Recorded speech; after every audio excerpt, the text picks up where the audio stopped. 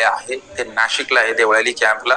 Mobile number आहे, ज्यांनाही class करायचा असेल, अध्ययन शिकायचं असेल तेही संपर्क करू शकता.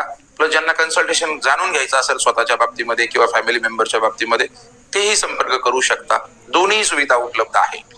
दुसऱ्या जिल्ह्यात, दुसऱ्या राज्यात, दुसऱ्या देशात जे लोक आहेत त्यांच्यासाठी ऑनलाईनची सुविधा आहे. हाताचा तळ, हाताचे फोटो पाठवून तुम्ही कन्सल्टेशन घर बसल्या घेऊ शकता.